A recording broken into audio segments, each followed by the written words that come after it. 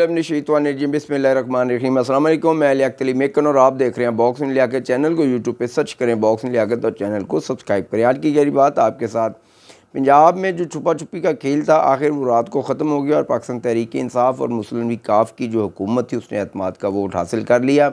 और एतमाद का वोट हासिल करने के बाद क्या हुकूमत के लिए कोई राय हमवार हो गई हैं या कि उनके लिए मुश्किलात खड़ी हो गई हैं, इस पे बात करनी है रेड लाइन को लेकर। जो खान साहब ने कहा है कि मुझे रेड लाइन बना दिया गया और मुझे मेरे जो वर्कर हैं, मेरे जो एमपी है, मेरे एमएनएज़ हैं, उनको बताया जा रहा है कि इमरान खान को हमने सियासत से माइनस कर दिया है। खान साहब ऐसा नहीं हो सकता और ऐसी कोई बात भी नहीं। आप एक हकीकत हैं और इस हकीकत को आपके साथ साथ तमाम पाकिस्तानी लोगों को तस्लीम करना होगा। और अगर आप ये सोचते हैं कि आपको ख़तरा किसी से है तो ये आगे जाके मैं बात करता हूँ कि आपको ख़तरा कहाँ से लाहक हो सकता है। महव शजात और मायरा ख़ान अदालत आलिया चली गई हैं कि हमारे ख़िलाफ़ एक जो है ना गंदी कंपेन सोशल मीडिया पर शुरू की गई है। वाक़तन मैंने भी एक दो वीडियोज़ ऐसी देखी हैं जिनमें उनका चेहरा बिल्कुल भी नुमाया नहीं है, लेकिन उनकी एक तस्वीर जो है साइड पर लगाकर और एक बड़ी कदावर शख्सियत की तस्वीर लगाकर तो एक गंदा जो मुहिम है उसको शुरू की गई है, जो कि पाकिस्तानी सियासत के लिए और पाकिस्तानी इदारों के लिए इंतहाई शर्मनाक है और पाकिस्तान के लोगों के लिए इंतहाई शर्मनाक है कि ऐसे लोग जो हैं कि वो पाकिस्तान में काम कर रहे हैं और हमारे जो इदारे हैं वो वहाँ तक नहीं पहुँच पा रहे। मुझे ये लगता है कि ये जो जितनी भी मुहिम है इसको शायद बैरून ममालिक से हैंडल किया जाता है और इसकी जो सारी फंडिंग है वो बैरून ममालिक से होती है और इसके पीछे मकसद पाकिस्तानी इदारों को बदनाम करना होता है। महव शजात और मायरा ख़ान या ऐसी जो भी अदाकारें हैं जिनके ख़िलाफ़ ये मुहिम शुरू की गई है, हमें उनका साथ देना चाहिए। वो इंसान है, हाँ उनकी जो अपनी गलती कोताहियाँ आप उन पर बात करें, लेकिन एक मामले को सिर्फ इसलिए मुतनाज़ा बना देना कि उससे आपको कुछ सियासी फ़वाइद हासिल हो सकते हैं या आपका जो वर्कर है वो खुश हो सकता है, ये कोई भी सियासी जमात हो, ये इंतहाई ख़तरनाक खेल है और इस खेल को रोकना होगा और हमें इसका हिस्सा भी बनना होगा। अब आते हैं पंजाब असम्बली की जानिब। रात को पंजाब असम्बली में चौधरी परवेज़ इलाही साहब ने एतमाद का वोट हासिल कर लिया और उसमें उनको कामयाबी हुई है कि या कि नाकामी हुई है। असल खेल तो अब शुरू हुआ है, क्योंकि पाकिस्तान तहरीक इंसाफ का जो बार बार का बयानिया है वो यही है कि एतमाद का वोट हासिल करने के फ़ौरी बाद हम असम्बलियों को तहलील कर देंगे, जो कि अभी तक नहीं की गई। और मैं तो बार बार कहता हूँ कि पाकिस्तान तहरीक इंसाफ की बेबसी की आखिरी हद होगी जबकि वो कौमी असम्बली में वापस जाएंगे। मैं तो देख रहा हूँ कि एतमाद का वोट हासिल करने के बाद अब पाकिस्तान तहरीक इंसाफ कौमी असम्बली में भी वापस जाएगी और ये एक हकीकत है और ये सच है और ये मेरी पेशन गोई है और मेरा ये दावा है और इंशाल्लाह ये भी सच साबित होगा। चौधरी परवेज़ इलाही ने एतमाद का वोट हासिल कर लिया। उन्होंने बार बार कहा था कि खान साहब मुझे आप एक लम्हा का भी, जब मुझे आप हुक्म देंगे तो एक लम्हा ज़ाया किए बगैर मैं पंजाब असम्बली को तहलील कर दूँगा। लेकिन खान साहब फंस गए हैं और खान साहब ये समझते थे कि एतमाद का वोट हमें नहीं मिलेगा, लेकिन एतमाद का वोट उन्हें मिल गया। अब देखना यह है कि क्या असम्बलियों को तहलील किया जाता है या कि असम्बलियों में वापस आया जाता है। अगर पंजाब असम्बली आप तहलील करते हैं तो फिर आपको खैबर पख्तूनख्वा असम्बली भी तहलील करना होगी। अगर ये दोनों असम्बली आप तहलील करते हैं और इलेक्शन की तरफ आप जाना चाहते हैं तो एक दीवाने का ख्वाब है। और मैं ये देख रहा हूँ कि फिर असल हकीकत में आपको रेड लाइन की तरफ धकेल दिया जाएगा और फिर आपको रेड लाइन बना दिया जाएगा। लेकिन अभी तक वो जो रेड लाइन है उसमें जो सबसे बड़ा ख़तरा है खान साहब, वो आपको अपने आप से ख़तरा है, क्योंकि आप अपने लिए इतने मुतनाज़ा बयानात देते जा रहे हैं और पाकिस्तानी इस्टेब्लिशमेंट को बार बार आप एक ऐसा मैसेज दे रहे हैं कि जैसे वो आपके ख़िलाफ़ काम कर रही हैं। लेकिन अभी तक हमें कोई ऐसी चीज़ देखने को नज़र नहीं मिल आई जिसमें हम ये कह सकें कि इमरान खान के ख़िलाफ़ कोई काम किया गया है। ये वही मामलात हैं जो कि आपने पिछली दफ़े भी कहा था कि पंजाब असम्बली को जनाब मुझसे छीन लिया जाएगा, लेकिन कुछ भी नहीं हुआ। अदालतों ने आपको रिलीफ दिया।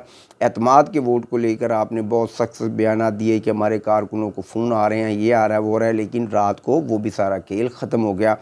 आप सिर्फ़ एक मुतनाज़ा मामलात को छेड़ना चाहते हैं और पाकिस्तान के जो जितने भी सियासी मामलात हैं उनमें आप सिर्फ इन रहना चाहते हैं और रोज़ाना की बुनियाद पर आप पाकिस्तानी मीडिया पर अटैच रहना चाहते हैं। उसकी बुनियादी वजह यही है कि आपको पता है कि जैसे ही मैं अपने लोगों से दूर हो गया तो शायद मेरी जो पॉपुलैरिटी है उसमें कमी आएगी और ये एक हकीकत भी है और आप इस बात को बड़ी अच्छी तरह से समझते हैं और आप इसी बात को लेकर बार बार जो है रोज़ाना कोई ना कोई मुतनाज़ा बयान देते हैं, लेकिन फिर आपको मुँह की खानी पड़ती है। अब मैं सवाल करता हूँ आपसे कि अगर उन लोगों को फ़ोन आ रहे थे या उन लोगों को ऑफ़र्स दी गई तो फिर 186 अरकान की जो तादाद है वो कैसे पूरी होगी। तो इसका कहने का मतलब यह है कि सिर्फ़ एक प्रोपेगेंडा है और पाकिस्तानी लोगों को एक ट्रक की बत्ती के पीछे आपने लगाया हुआ है, जो कि एक अच्छी बात नहीं है। कौमी असम्बली में भी आप वापस आएंगे। मैं बड़े वसूख और बड़े दावे से कहता हूँ कि कौमी असम्बली में आपको वापस आना होगा, क्योंकि इसके अलावा अब आपके पास चारा नहीं है। अगर खैबर पख्तूनख्वा की असम्बली भी आप तोड़ देंगे, पंजाब असम्बली भी आप तोड़ देंगे, तो फिर एक रास्ता जो है पिंडी से वाया अडयाला की तरफ जाता है, तो वो रास्ता बड़ा ख़तरनाक है और आप किसी भी सूरत उस रास्ते पे चलना नहीं चाहते। अब उस रास्ते पर चलने से बचने के लिए आपके जो सहूलतकार हैं, आपके जो चाहने वाले हैं, उन्होंने आपको बता दिया है कि खान साहब असम्बलियों में एतमाद का वोट हासिल करने के बाद असम्बलियों को तहलील नहीं करना। बार बार ये बयान आता रहा कि एक लम्हा ज़ाया किए बग़ैर असम्बलियों को तहलील कर देंगे, बिल्कुल पंजाब असम्बली को, लेकिन अभी तक तो पंजाब असम्बली तहलील नहीं हुई। सुबह के 10 बज गए हैं। रात पता नहीं किस टाइम एतमाद का वोट लिया है, क्योंकि मैं तो उस वक्त सो रहा था। सुबह मैंने देखा तो अच्छी बात है, देखें आपकी हुकूमत है और ऐसा होना भी नहीं चाहिए। अगर कोई हार्स ट्रेडिंग होती है या कोई ऐसे मामलात होते हैं तो उसकी तो हमने हमेशा से भरपूर मजम्मत की है और करते भी रहे हैं। लेकिन अब बाल आपके कोर्ट में आ गई। अब देखना यह है कि आप अपने फ़ैसले को किस तरह मनवाते हैं और किस तरह अपने फ़ैसले को आप पाया तकमील तक लेके जाते हैं। लेकिन मैं बड़े यकीन और वसूख से कहता हूँ कि ऐसा नहीं होगा।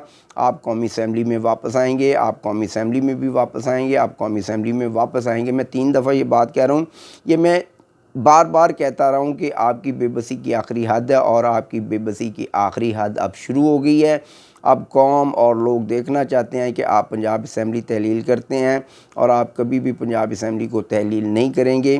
चौधरी परवेज़ लाई इस वक्त सूबे को बड़े अच्छे तरीके से चला रहे हैं और आपको इस बात की भी समझ आ रही है कि चौधरी परवेज़ लाई अच्छे तरीके से हुकूमत को चला रहे हैं और मैनेज कर रहे हैं। और मैं ये देख रहा हूँ कि चौधरी परवेज़ लाई वाक़यातन उनके बारे में जो काज करता था वो बड़े ज़ीरक सियासतदान है और वो सियासत को बड़ी बखूबी और बड़ी करीब से जानते हैं कि सियासत को किस तरह किया जाता है और पाकिस्तानी सियासत को किस तरह से करना चाहिए। तो मैं तो चौधरी परवेज़ लाई साहब को मुबारकबाद दूंगा कि उन्होंने एतमाद का वोट हासिल किया। और ये जो कंपेन महफिल शयात और मायरा खान या मुख्तलिफ एक्टर्स के ख़िलाफ़ की जा रही है, खुदा इसको बंद करें और असल हक़ाइक़ की तरफ लोगों को लेके आएँ। सिर्फ लोगों को गुमराह किया जा रहा है और लोगों को एक ऐसा नफ़रत का बयानिया पाकिस्तानी लोगों को दिया जा रहा है कि जो आपके मुखालिफ है या जिसको आप समझते हैं कि एक आसान टारगेट है, उसको आप बड़ी आसानी से टारगेट करते हैं। तो जो रेड लाइन है, रेड लाइन तो खान साहब आप अपने लिए ख़ुद हैं, क्योंकि सबसे ज़्यादा गड़े आप अपने लिए ख़ुद गोड़ते जा रहे हैं और खोदते जा रहे हैं। इसमें किसी भी बंदे का या किसी भी सियासी जमात का अभी तक तो कोई कसूर या किसी किस्म का कोई भी ऐसा एक्शन नहीं है जो कि आपके ख़िलाफ़ उन्होंने किया हो। तो ये आपको सोचना होगा कि ये जो रेड लाइन है ये मैंने ख़ुद बनाई है या ये भी एक वही है 35 पेंचर वाला बयानी है। अगर कोई रेड लाइन थी तो फिर रात एतमाद का वोट आपको कैसे मिल गया। मेरी बात समझ आए तो मेरी बात को शेयर ज़रूर करें। पाकिस्तान जिंदाबाद, मेरी दारे पाइंदाबाद। अस्सलाम वालेकुम।